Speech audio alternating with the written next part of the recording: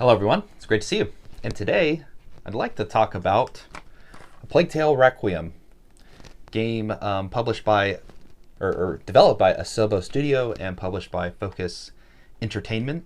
Game came out in, I believe, October 22, and it is a sequel to the game A Plague Tale Innocence. Interesting game starring Amicia and Hugo de Rune, in which they attempt to survive in the mid 14th century France a plague and war torn events of the time, I think around the 100 Years' War.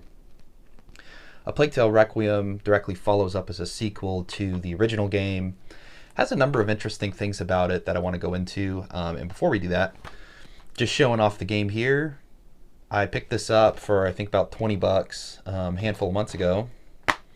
And we get a pretty standard look on the inside here. You got the disc, and purchasing also comes with the protector pack, which gives you a couple little items, some upgrade tools, a new looking crossbow, which is an addition to this game that the original didn't. Anyways, Asobo Studios kind of took an interesting approach on this game. The original being very reflective of this dark, gothic, I don't know if that's the right word, horror, medieval setting. And they really wanted something a bit different in some ways and in some worlds in this game. So there's this beautiful sharp contrast of vibrant colors and the way that the world pops. And it was a big focus of the development team that they get this right. And I think they did quite a good job of that, so to say. When the game came out, it was received generally in a favorable fashion, scoring high 80s, 90s, and so on. And so I was really excited by the reception of this game, and I got a good deal on it recently, and I was a pretty big fan of the original, so I really wanted to see how this story continues, what happens next. And so I just recently got the platinum and wanted to talk about my experience playing the game, so on and so forth. So to start with the story of the game, the story is really interesting. It expands on a lot of the concepts that were developed later in the first game in a very satisfying way. The first game kind of ends on this cliffhanger with a lot of questions open, and A Plague Tale Requiem picks that up and really runs with it and dives deeper into the lore and kind of the world that Asobo was building. And it really hits a number of emotional highs that will, I think, really stick with players who are invested in the characters and invested in where the story is going. And it can be interesting, right? We get some new characters along the way who have some very great and entertaining arcs throughout the game itself, but the stories of Amicia and Hugo and kind of their journey are very interesting too. Hugo becomes more mature. He becomes a little more out of control at times, and those events that he experiences, those emotions, it drives a lot of the game's narrative. And Amicia, I thought, was also interesting because she gets very Jon Snowish in her commitment to Hugo. But instead of screaming, my queen, all the time, Amicia is more just obsessed with taking care of and being there for Hugo in I would almost describe as a delusional fashion at times. But I think it makes sense kind of where her character is going and is acceptable from a narrative sense, and kind of helps move the plot along in a good way. I did find it hilarious that there's a number of events throughout the game where things go bad and things go wrong, and every time, Hugo's like, got this Steve Urkel vibe of like, oh, did I do that? Like, oh, this was my fault, wasn't it? And it really takes some time for them to learn that their actions do have consequence. I don't want to say too much, but I did really enjoy the story, and where those moments got a little ridiculous, I still had fun kind of finding it funny. Maybe that's not the end goal of the writers, but overall, the story was entertaining and exciting, and I was invested, and it was emotional, and so that was fun. One thing that is interesting is that the narrativization, which is what I was just describing, paints a lot of consequentialism in the mistakes and in the actions of these characters. However, a lot of that's not necessarily reflected in the gameplay. And I want to talk a little bit about this more, but you can play the game very stealthily, or you can play it very aggressive. So you can sneak through areas, or you can kill everybody and then move on. But regardless of that, and regardless of the preachiness in the narrative that, oh, you're violent and that this is cruel, or so on and so forth, you meet the same fate kind of regardless. And for the story and the cinematics to have such a big emphasis on those messages, whereas there is necessarily not a whole lot of consequentialism in your actions when you're playing the game, I wish there's a bit more of a reflection, kind of a parity between the two concepts throughout. But we'll talk a little bit more about that. I want to touch on the way in which the navigation works and the world design. This game is linear. You kind of move from point A to point B. There are some areas, and even areas in general have been really broadened and opened up. There's a huge exploration point where you'll spend a couple hours of the game just wandering across the countryside and looking for items and doing point A to B objectives. And a lot of the areas in which you encounter enemies are more arena-like. You'll have many different options about how you navigate them and work through those environments to get to your end goal. And I really did enjoy that. I liked that they didn't go full open world. I do kind of like the more hub world concept, and especially with the condensed nature and the focused nature, which Asobo kind of took those landscapes and areas and made them very fleshed out and detailed. I liked a lot. So I did really enjoy kind of just wandering around in this game.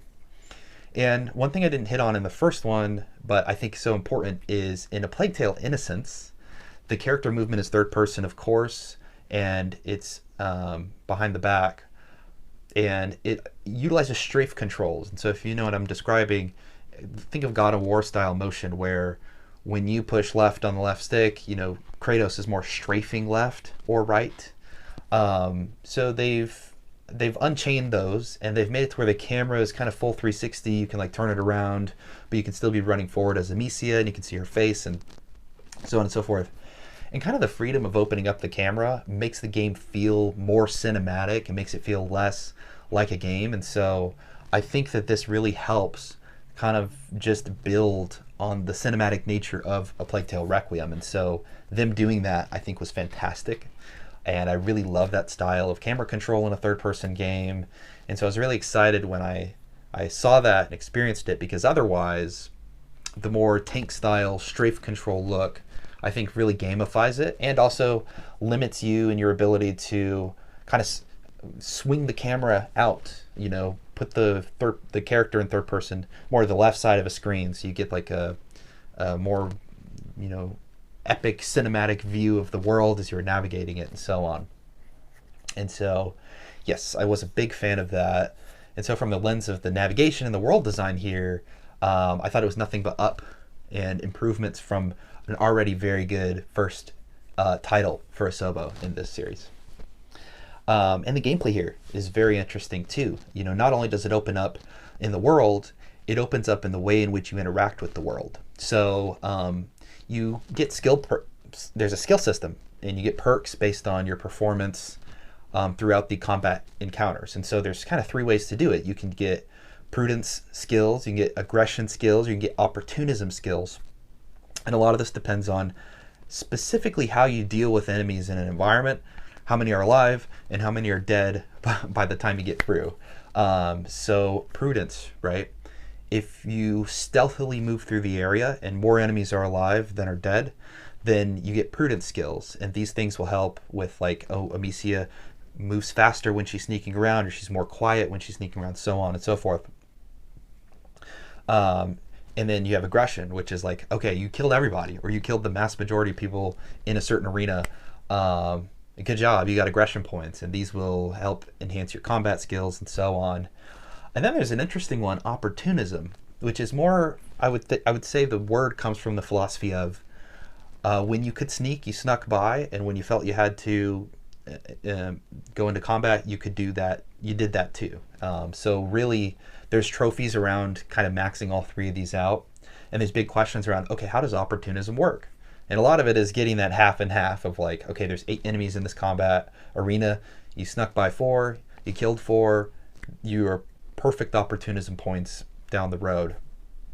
And so if you are kind of looking for the achievements or trophies in this game, you are going to spend a little bit of time trying to figure out the ambiguity of earning these various skills and so on.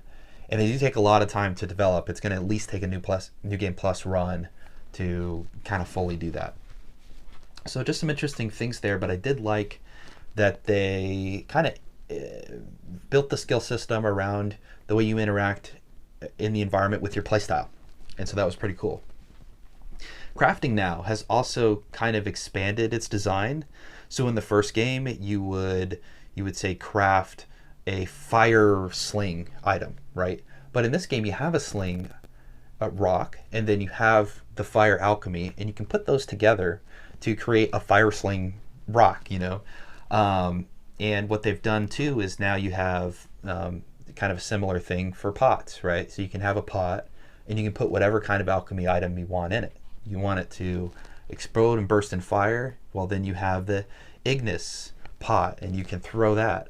Or you want to attract rats to a certain location, well you could throw odorous by hand, or you could put it in a pot and toss it. Or you can do the same with a bolt. You know, you can put a bolt on fire and you can shoot it somewhere. And I really liked the way in which they kind of created a flexibility in this system. It's mostly applicable to Ignis. The other ones are kind of more strictly designed to be used with a particular item, one or another.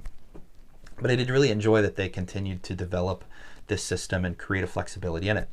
I think that when you get later into the game, you'll have certain battles where it's really hectic and there's lots of waves of enemies coming at you.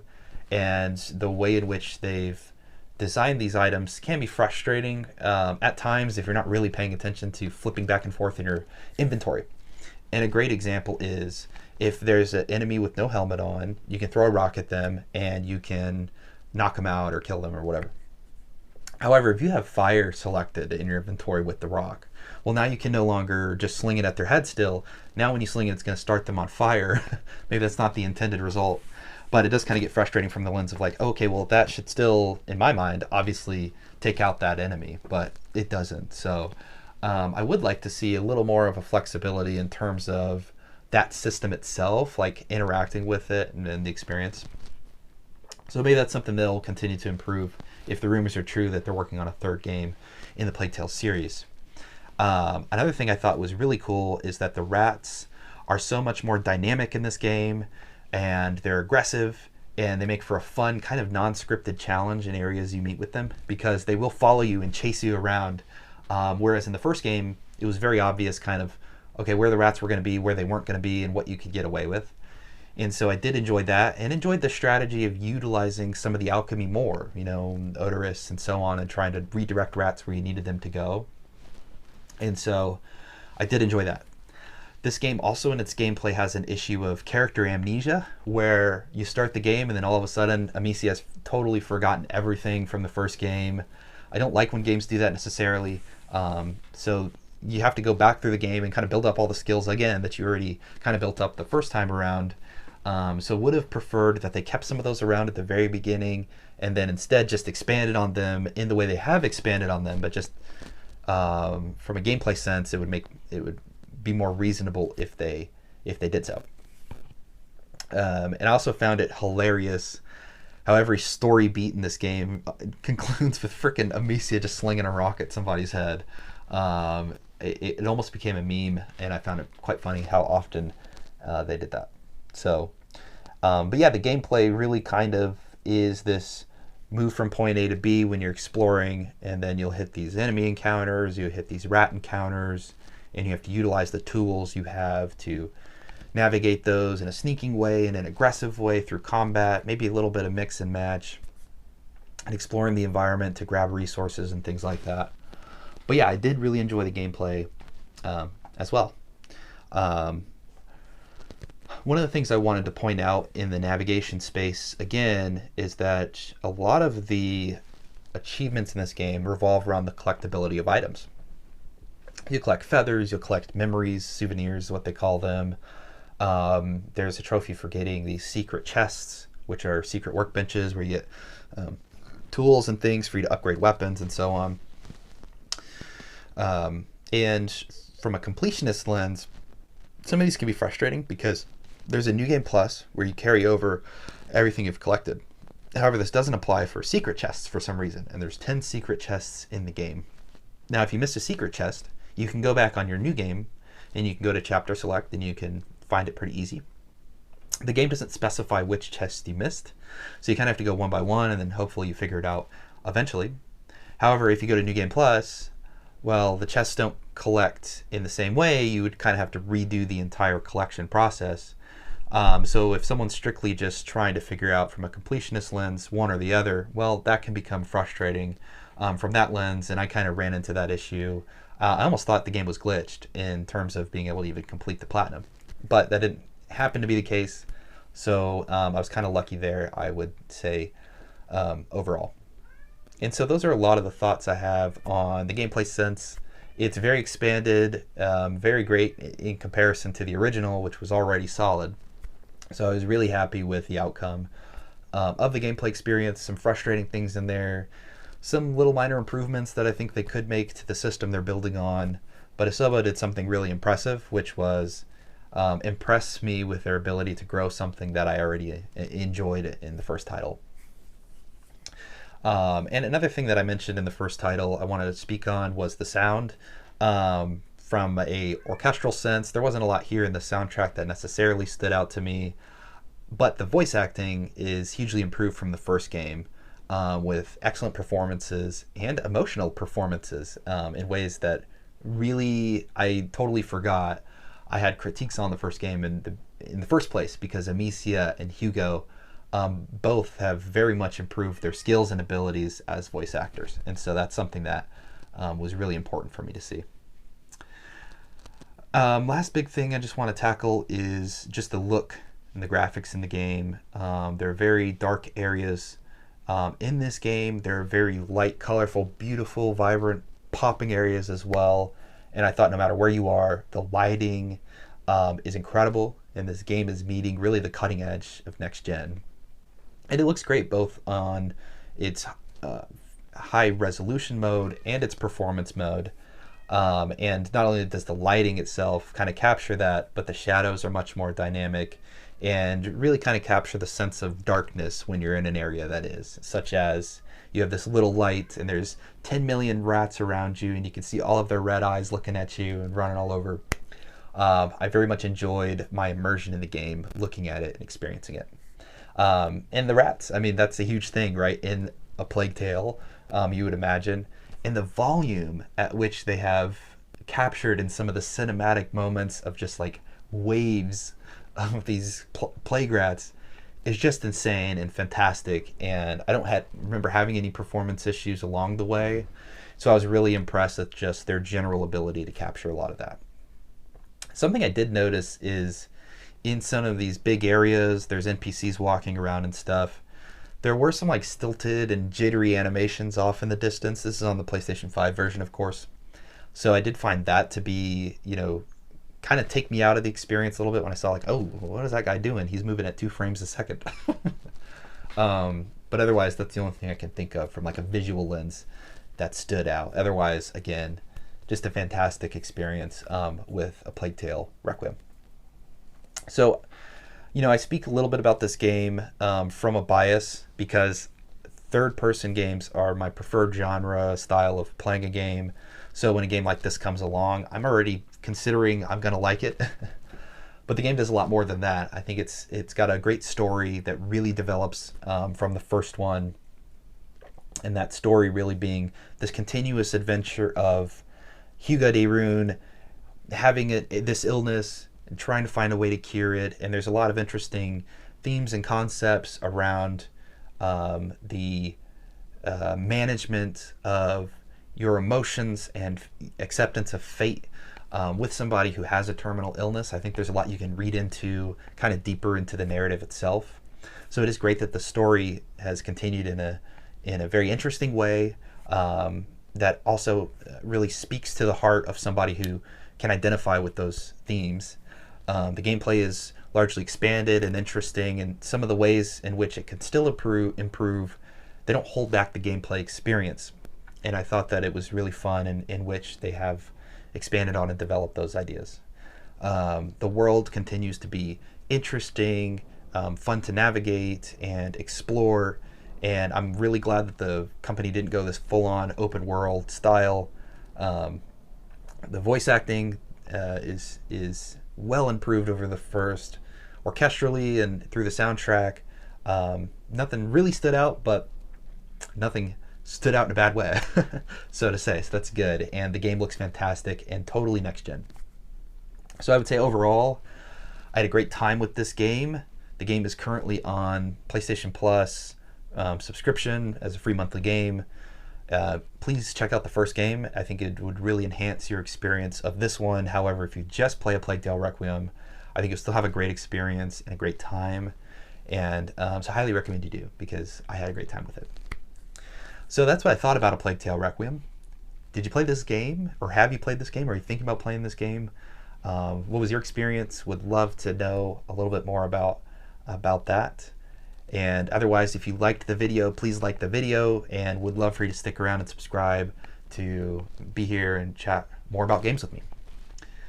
Well, until then, appreciate you tuning in, and look forward to seeing you next time. Take care.